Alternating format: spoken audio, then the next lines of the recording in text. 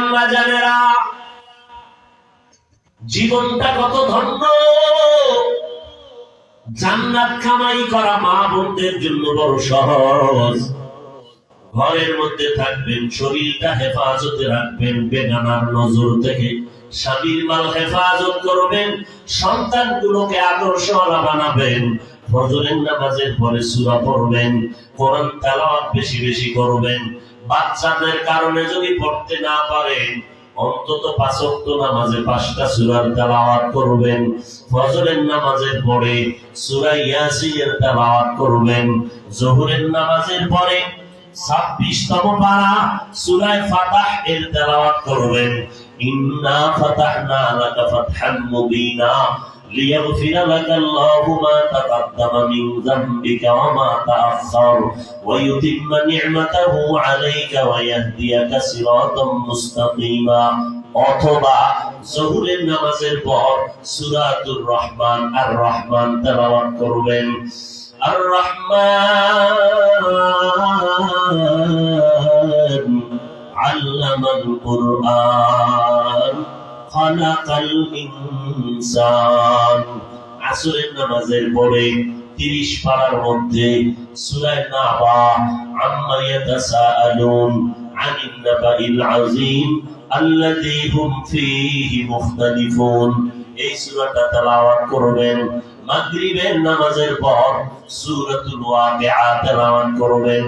ইযা ওয়াকাতিল ওয়াকিআ লাইসা লিওয়াকাতিহা কাযিবা খাফিদাতুর রাফিআ ইযা রুজ্জাতিল আরদু রাজ্জা ওয়া বুসাতিল জিবালু বাসসা। এশার নামাজের পরে সূরা মুলক 29তম পারায় তেলাওয়াত করবেন। তাবারাকাল্লাযী বিয়াদিহিল মুলক ওয়া হুয়া আলা কুল্লি শাইইন কাদির আল্লাযী খালাকাল মাউতা ওয়াল হায়াতা লিয়াবলুয়াকুম আইয়ুকুম আহসানু আমালা ওয়া হুয়াল আজিজুল গফুর। কমপক্ষে 5টা সূরা 5 ওয়াক্ত নামাজে তেলাওয়াত করেন। আল্লাহ রিজিকের দরজা বাড়ায় দিবেন, মুসিবত থেকে হেফাজত করবেন। আল্লাহ পাক ঈমানের সাথে কালেমা নসিব করায় কবরে দিয়ে যাবে। সুলতান মাহমুদ গজনবী রাহমাতুল্লাহি আলাইহি আবুল হাসান খেরকানির দরবারে গিয়ে কয়, সাহেব হযরত আমার একটা প্রশ্ন। বলে কি? বলে আমি শুনছি বাইজিদ বুস্তামির নাম শুনছেন নি আপনারা? কথা বলেন না কেন? সুলতান মাহমুদ গজনবী বলে, আবুল হাসান সাহেব একজন আল্লাহর ওলি, আপনি আমাকে বলবেন বাইজিদ বুস্তামি কেমন আল্লাহওয়ালা ছিলেন? এবার আবুল হাসান জবাব দেয়, বাইজিদের ইতিহাস জানো মেরে সুলতান মাহমুদ, তিনি এত বড় আল্লাহর ওলি, তার চেহারাটার দিকে তাকাইলেই বিধর্মীরা কালেমা পড়ে ফেলত। জিন্দেগি মে বন্দেগি তু কর রহে, জিন্দেগি মে বন্দেগি তু কর রহে, জিন্দেগি মে বন্দেগি শর্মিন্দা হে, জিন্দেগি মে বন্দেগি শর্মিন্দা হে, জিন্দেগি মে বন্দেগি শर्मिंदा है। आए थे हम कुछ न कुछ खरीदने को,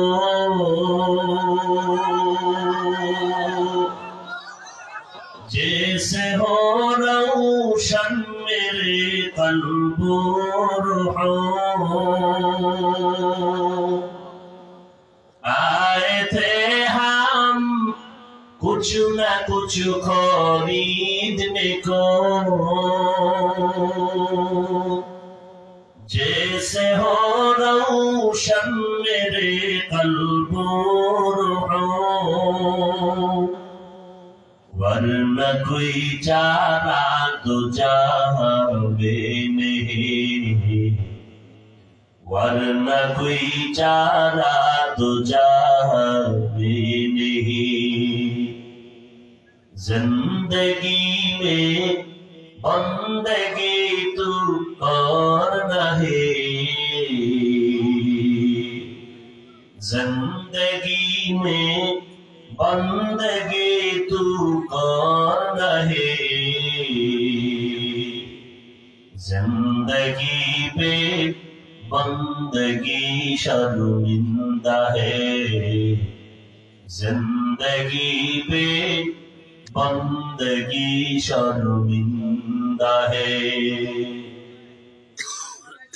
दुनिया में हो दुनिया का ताल्लुकदार ना हो, बाजार से गुजरे हो खरीदार ना हो। दुनिया में हो दुनिया का ताल्लुकदार ना हो, बाजार से गुजरे हो खरीदार ना हो। ये दुनिया एक मिसल कागज फूल है, ये दुनिया एक मिसल कागज फूल है। जिंदगी में बंदगी तू कर रहे,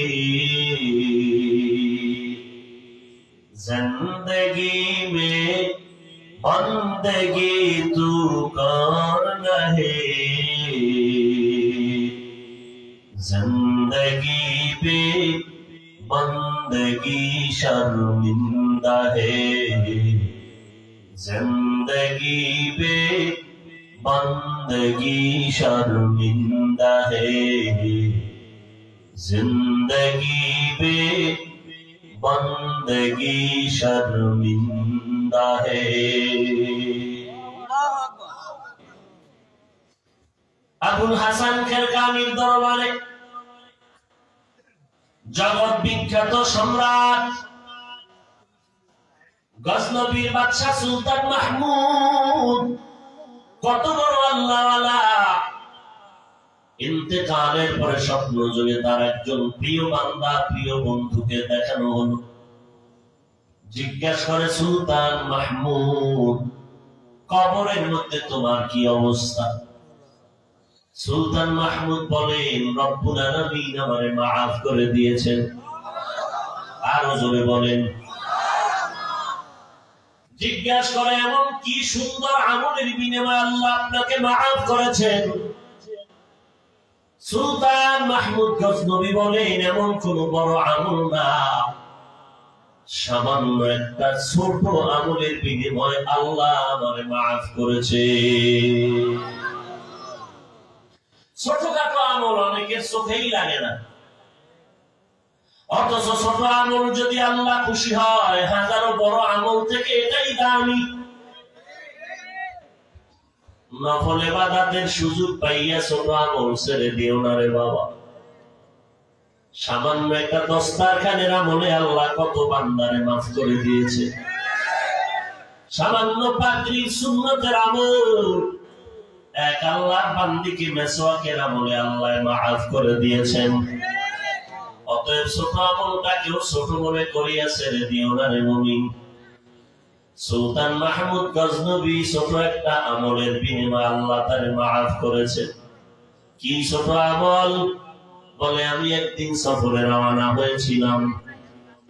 সফরে রাত্রে যাপনের জন্য কোথাও যাত্রা বিরতি করলাম, এক গরিবের বাড়ি অবস্থান নিলাম থাকার জন্য। রাতের আধারে সেখানে আমি থাকার জন্য রেডি হয়ে গেলাম। এমন একটা ছোট ঘর, ছোট জায়গা, একটা রুমের মধ্যে আমাকে থাকার জন্য দেয়া হল। হঠাৎ করে আমি যখন শুইব, বিশ্রামে যাব, নজর করে দেখি আমার পায়ের কিনারায় একটু উঁচু তাকের মধ্যে এক জিল্দ কোরআন শরীফ রাখা আছে। আমি মাহমুদ চিন্তা করলাম, আমি এখানে ঘুমায় থাকবো আর পায়ের কিনারায় উঁচু তাকের মধ্যে কোরআন থাকবে, এটা কেমন হয়? আমি চিন্তা করে নিলাম কোরআন শরীফটা হাতে ধরিয়া অন্য জায়গায় রাখি, আমি এখানে ঘুমায় যাই আরামে।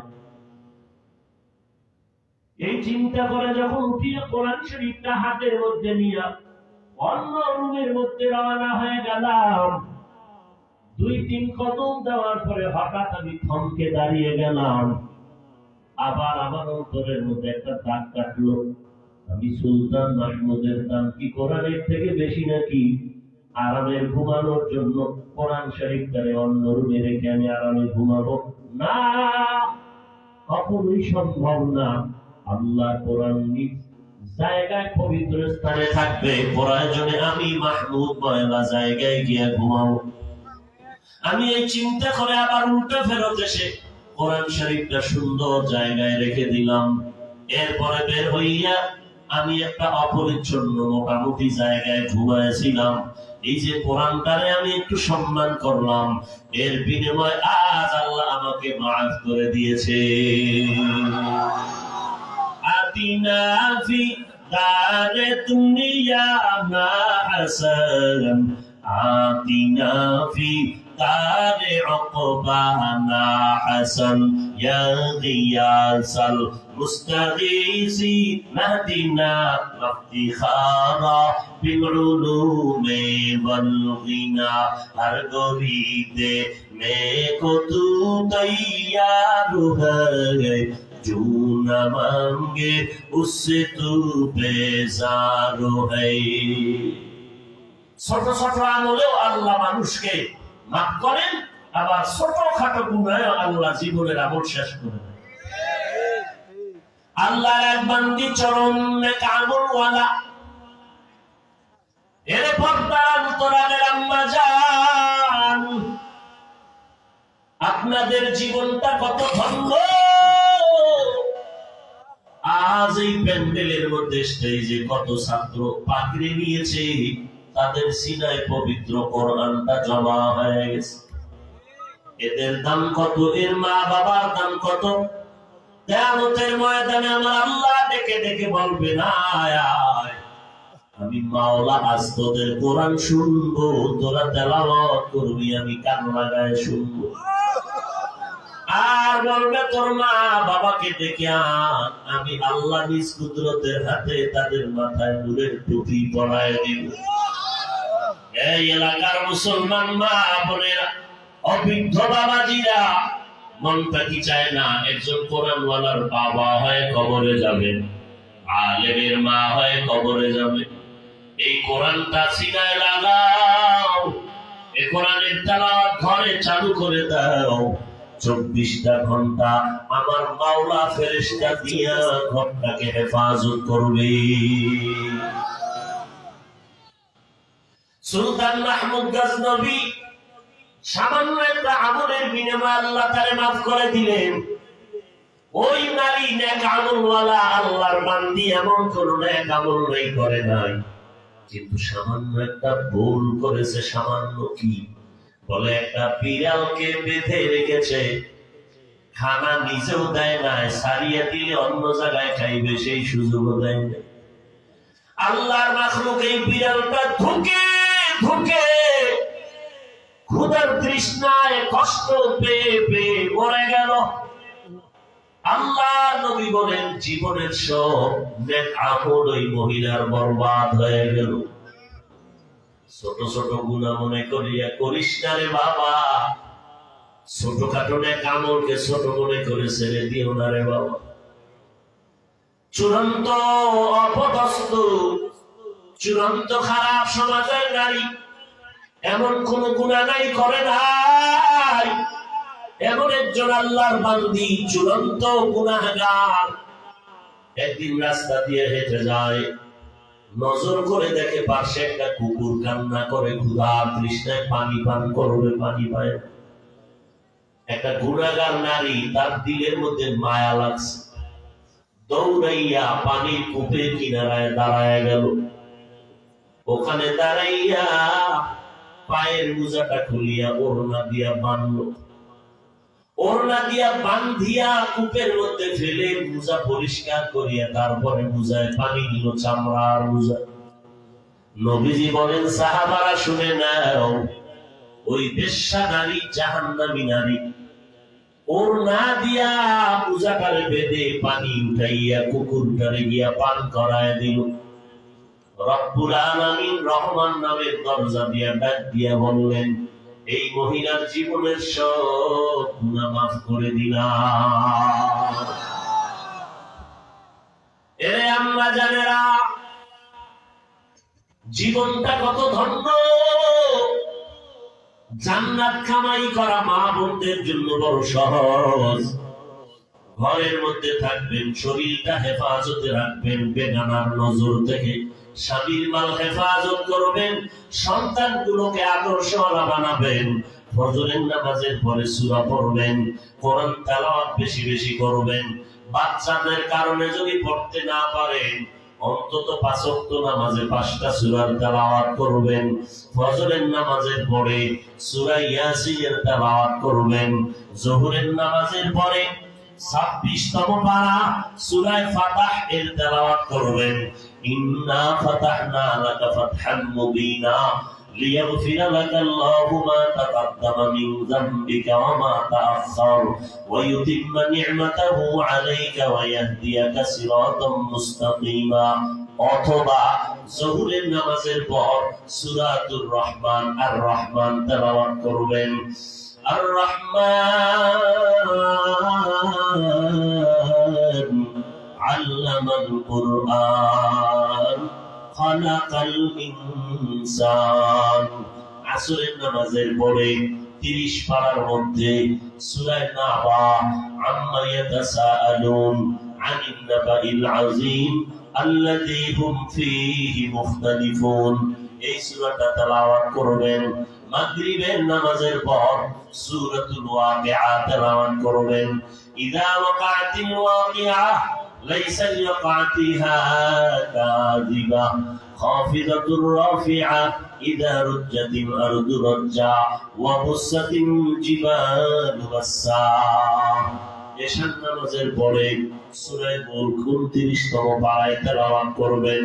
তাবারাকাল্লাযী বিয়াদিহিল মুলক ওয়া হুয়া আলা কুল্লি শাইইন কাদির আল্লাযী খালাকাল মাউতা ওয়াল হায়াতা লিয়াবলুয়াকুম আইয়ুকুম আহসানু আমালা ওয়া হুয়াল আজিজুল গফুর।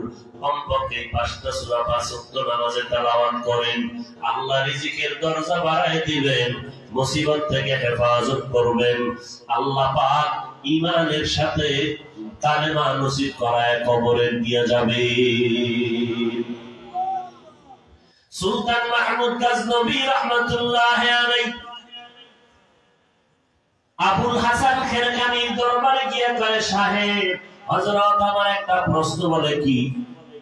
বলে, আমি শুনছি বাইজিদ বুস্তামির নাম শুনছেন নি আপনারা? কথা বলেন না কেন?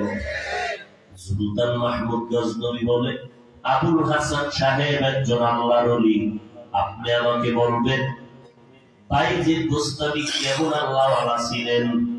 এবার আবুল হাসান জবাব দেয়, বাইজিদের ইতিহাস জানো মেরে সুলতান মাহমুদ, তিনি এত বড় আল্লাহর ওলি, তার চেহারাটার দিকে তাকাইলেই বিধর্মীরা কালেমা পড়ে ফেলত। একটি গেলাস পানির ফলে বাইজিদের কোলে তুলে হাত তুলে মা বলে, বাইজিদকে ওলি বানাও। হাত তুলে মা বলে, বাইজিদকে ওলি বানাও। মায়ের দোয়া লও হে মুমিন, মায়ের দোয়া লও। মায়ের দোয়া লও হে মুমিন, মায়ের দোয়া লও। বিপদে পড়বে না তুমি যখন যেথায় যাও। বিপদে পড়বে না তুমি যখন যেথায় যাও। মায়ের দোয়া লও হে মুমিন, মায়ের দোয়া লও। মায়ের দোয়া লও হে মুমিন, মায়ের দোয়া লও। যার কারণে বাইজিদেরই নাম ছড়িয়েছে বিশ্বভুবন। ছোট্ট শিশু বাইজিদেরই মতো সবাই হও, ছোট্ট শিশু বাইজিদেরই মতো সবাই হও। মায়ের দোয়া লও হে মুমিন, মায়ের দোয়া লও, মায়ের দোয়া লও হে মুমিন, মায়ের দোয়া লও। বিপদে পড়বে না তুমি যখন যেথায় যাও, বিপদে পড়বে না তুমি যখন যেথায় যাও।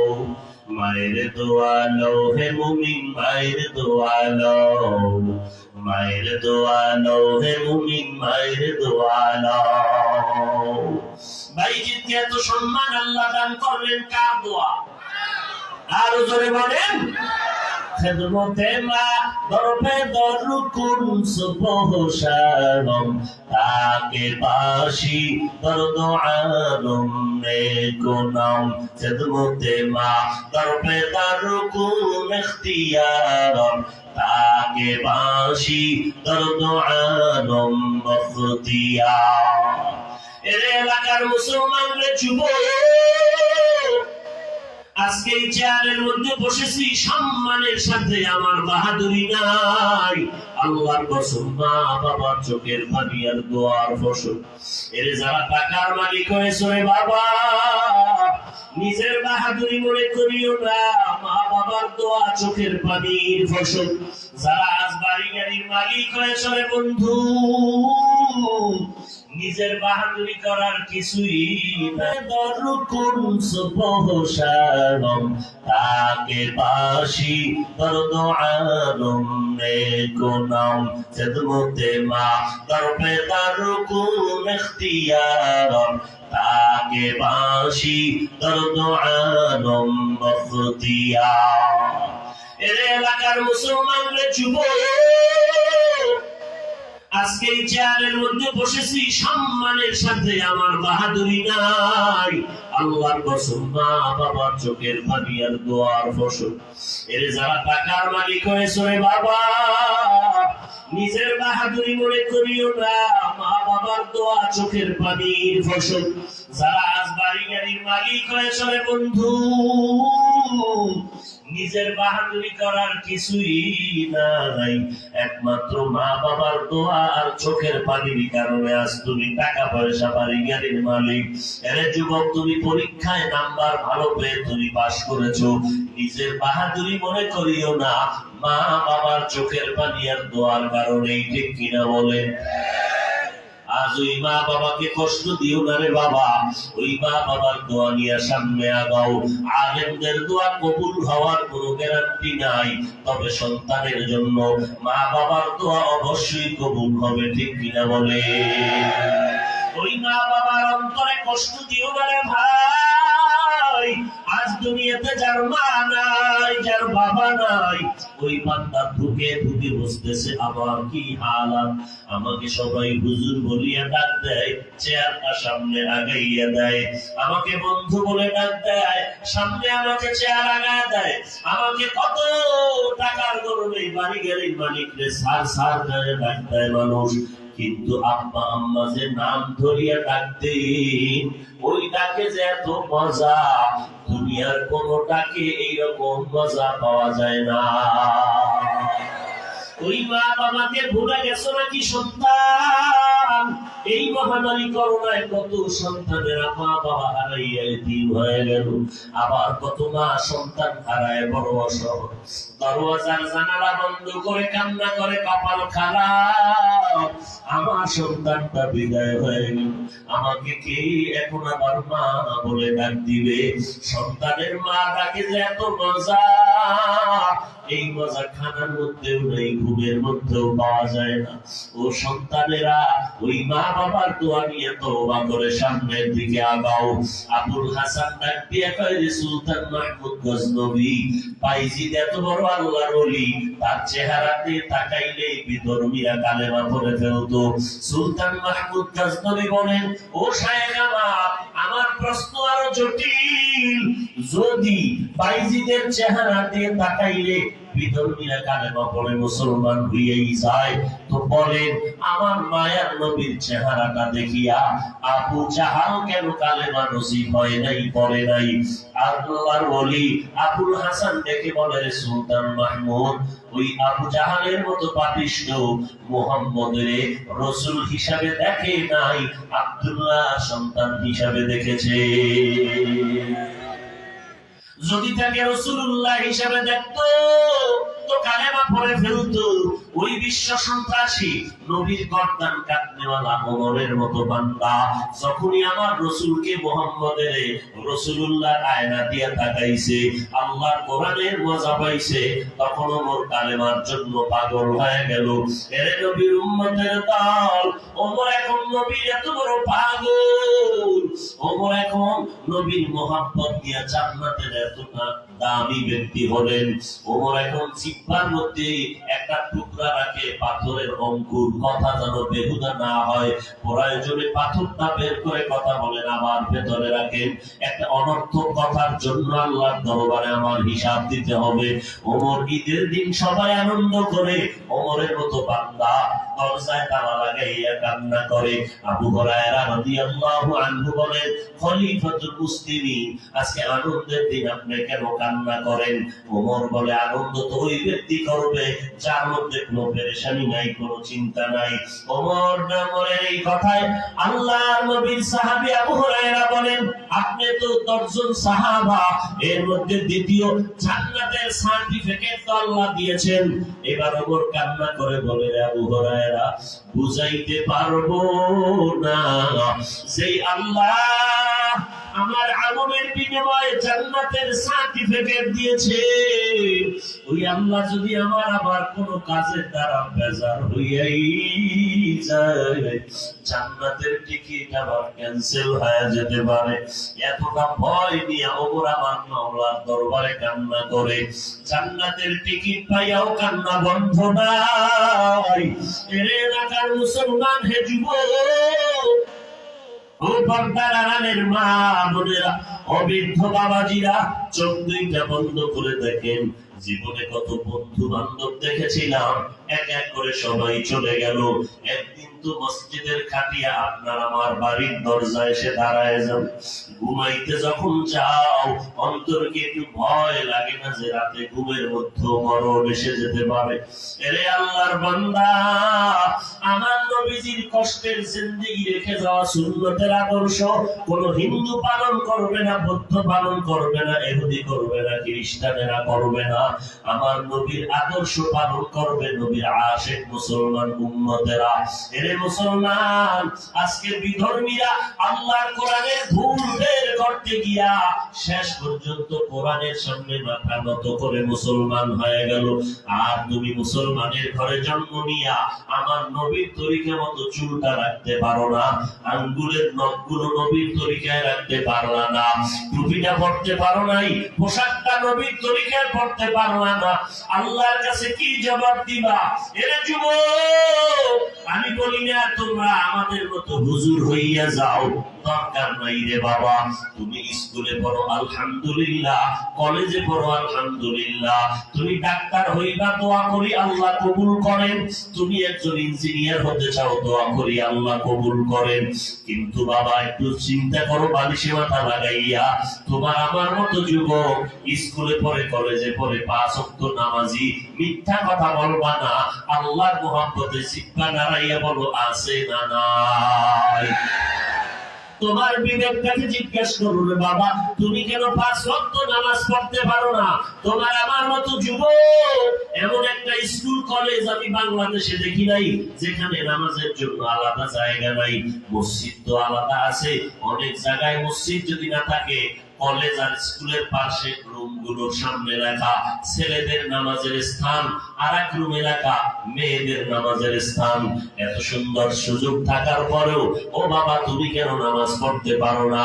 যত ড্রাইভার দেখো বিশাল বড় বাস গাড়ি চালাইয়া যায়, মাঝে মাঝে তাকায় দেখিস আজানের সময় গাড়িটা থামাইয়া মসজিদের মধ্যে 5 ওয়াক্ত নামাজ তারা পড়ে নেয়। ওর মতো বান্দা যদি করতে পারে, বলো তুমি আমি কেন পারবো না?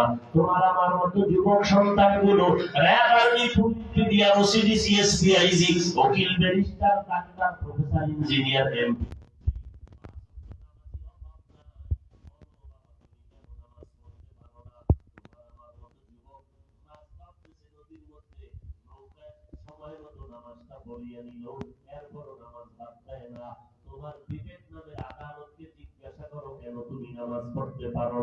আল্লাহর কোরআনটা কি মিথ্যা মনে করে বলছো? নবীর কথাগুলো কি মিথ্যা মনে করে তুমি বলছো নাকি রে বাবা? আজকে তোমার আমার মতো যুবক মাঠের মধ্যে হাল চাষের কাজ করে, ফসলি জমিনে কাজ করে, গামছাটা বিছাইয়া টাইম মতো নামাজ পড়ে, তারপর নামাজ ছাড়ে না। বলো তুমি নামাজ পড়তে কেন পারো না? এরে পর্দার আড়ালের আম্মা জান, আপনার মতো মা, আপনার মতো বোন এখন আছে ঘরে ঘরে, খুঁজিয়া দেখো শুধু 5 ওয়াক্ত নামাজ না, রাতে উঠিয়া তাহাজ্জুদের পর্যন্ত পড়ে। কেন আপনি নামাজ পড়তে পারেন না? ও যুবক ভাই বলো, নিজের বিবেকটাকে জিজ্ঞাসা করো, নামাজ পড়তে কেন পারি না? আল্লাহর কাছে তওবা করে নাও, আল্লাহকে মনে মনে ডাক দিয়ে বলো, হে আল্লাহ আপনি তো আমার রব, আপনি তো আমার হায়াতটা বাঁচায় রাখছেন, আপনি যদি কবরে নিয়ে যাইতেন তো চলে যাইতাম। ও আল্লাহ এই দুনিয়া শয়তানের ধোকায় পড়ে তো গুনাহ কম করি নাই। আয় আল্লাহ আপনি রাগ করিয়া পানিও বন্ধ করেন নাই, আপনি বাতাস বন্ধ করেন নাই, সূর্যের আলো বন্ধ করেন নাই, চাঁদের আলো বন্ধ করেন নাই। ও আল্লাহ এতদিন গুনাহ করেছি বুঝতে পারি নাই, আজকে থেকে তওবার নিয়তে রেডি হয়ে গেলাম। মা বাবাকে কত কষ্ট দিয়েছি, আজকে থেকে তওবার জন্য প্রস্তুতি নিলাম। জীবনে আর নামাজ ছাড়বো না, নবীর তরিকার বাহিরে চলবো না, মা বাবাকে কষ্ট দিব না, কোনদিন আল্লাহর মুহাব্বত ছাড়া চলবো না। ওলামায়ে কেরামদের আর ওলামায়ে কেরামের বিরুদ্ধে কিছু বলবো না। ও আল্লাহ দেশের বিরুদ্ধে, জাতির বিরুদ্ধে কোন ষড়যন্ত্রে লিপ্ত হব না, আল্লাহর মুহাব্বত দিয়ে চলবো। এরে যুবক আল্লাহর গোলাম, নবীর মুহাব্বত দিয়ে চলবো। এরে আল্লাহর গোলাম, আল্লাহর মুহাব্বত দিয়ে তওবা করে নাও। দুনিয়াটা কিছুই না রে বাবা। আজকে তোমার আমার মতো যুবক 5 ওয়াক্ত নামাজ পড়ে দেখলে কলিজাটা ঠান্ডা হইয়া যায়। এরে বাবা তুমি কি মনে করেছো আজকে আমিও যদি আল্লাহ না করুক শার্ট প্যান্ট টাই লাগায় চলতাম, কে বাধা দিত? এই টুপিটা মাথায় দিলে মাথা গরম হয়, তোমাদের থেকে কম বুঝি না রে যুবক। জামাটা পরেছি গরম লাগে, তোমার থেকে কম বুঝি না। দাড়িটা লম্বা করলে যৌবনের ভাব চলিয়া যায়, কম বুঝি না রে বাবা। এরপরও কেন নামাজ ছাড়ি না, বেপরদায় চলি না? একমাত্র কারণ আল্লাহর কোরআনে একটা অক্ষর পর্যন্ত ভুল নাই, নবীজির হাদিসের মধ্যে কোনো ভুল নাই। এরে নবীর উম্মতের দল, আসছি দুনিয়াতে, আবার কবরে যাওয়ার পর কে পীর, কে মাওলানা, কে মূর্খ কোনো ভেদাভেদ থাকবে না। ওই 3টা সাদা কাপড়ের প্যাকেট হইয়া যখন কবরে যাব, ওই কবরে আমেরিকা হোক আর বাংলাদেশি হোক, ধনী গরিব যেই হোক না কেন, সবার কাছে 3টা প্রশ্ন করা হবে। রবের পরিচয় দাও, ধর্মের পরিচয় দাও, রাহমাতুল লিল আলামিনের পরিচয় দাও। এই 3টা প্রশ্ন করা হবে। তুমি কোটিপতি নাকি গরিব এটাও জিজ্ঞাসা করা হবে না, তুমি কোন দল করো তাও জিজ্ঞেস করা হবে না। এই 3টা প্রশ্নের জবাব দাও, দিলেই জান্নাত পেয়ে যাবে। এই 3 প্রশ্নের জবাব তারাই দিতে পারবে যারা দুনিয়াতে রবের গোলামি করে কবরে যাবে। কবরে গিয়া বলবে রব্বি আল্লাহ, আমার রব একমাত্র আল্লাহ, দিনিয়াল ইসলাম, আমার ধর্ম একমাত্র ইসলাম। আমার নবীকে দেখায় বলবে চিননি? আল্লাহর আশিক নবীর সুন্নতের পাগলেরা বলবে ইনি তো আমার সেই মায়ার নবী, যে নবীকে না দেখিয়ে সুন্নতের টুপি পরলাম, দাঁড়িয়ে রাখলাম, নবীর মুহাব্বত নিয়ে চললাম। আল্লাহ বলবে বান্দারে আর ডিস্টার্ব করিও না, ফেরেশতা বেহেশতের বিছানাটা বিছাইয়া দাও। বান্দা এখন আরামে কবরে ঘুমাবে। ইসরাফিলের সিংহার ফুৎকারের আগে কেউ তারে আর উঠাইবে না। আল্লাহ না করুন গুনাহগারের কবরের হালাতটা কেমন হবে? যারা দুনিয়াতে রবের গোলামি করলো না, আল্লাহর নবীর সুন্নাত মানলো না, ইসলাম অনুযায়ী চললো না, এদেরকেও তিনটা প্রশ্ন করা হবে। এই গুনাহগার নাফরমানেরা বলবে হা হা লা আদরি, হা হা লা আদরি, হা হা লা আদরি। আল্লাহ পাক বলবেন রে ফেরেশতা, এই গুনাহগার নাফরমান একটা প্রশ্নের জবাব দিতে পারে নাই, একে আর সময় দিয়ে লাভ নাই। দুনিয়াতে তো আমি কম সুযোগ দেই নাই, অতএব আর সময় দিয়ে লাভ হবে না। দুনিয়াতে এত সময় দিলাম, আমার দাও পানি ভোগ করলো, আমার দাও সূর্যের আলো চাঁদের আলো, আমার দাও নদীর মাছ জমিনের ফসল গাছের ফল, সব খাওয়ার পরেও নামাজ পড়ে নাই। আলেম ওলামারা পায়ে ধরিয়া ডাকতো, তারপরও তার ডাকে সাড়া দেয় নাই, বরং কোরআন হাদিসের বিরুদ্ধে চলতো। মসজিদে আজান হয়ে যাইতো, আজান শুনিয়াও বান্দা মসজিদে ঢুকে নাই। আজকে আর সুযোগ দেওয়া হবে না। আল্লাহ অর্ডার করবে ফেরেশতা, এই কবরের মধ্যে জাহান্নামের বিছানাটা বিছায়া দাও। কবরের ভিতরে আল্লাহ বলবে জাহান্নামের সাথে রাস্তা বানাইয়া দাও। একটা নয়, দুইটা নয়, 70 থেকে 99টা সাপ কবর এসে পড়ে যাবে। আল্লাহ অর্ডার করবে কবরের মাটি, এই গুনাহগার নাফরমানকে দুই পার্শ্ব থেকে জোরে জোরে চাপ দাও। ওই কবরের মাটি চাপে পাথরের হাড়গুলো চুরমার হয়ে যাবে। হে নবীর উম্মতের দল, কবরের মধ্যে জাহান্নামের আগুন জ্বলবে। হে নবীর উম্মতেরা, আল্লাহর মুহাব্বত নিয়ে তওবা করো।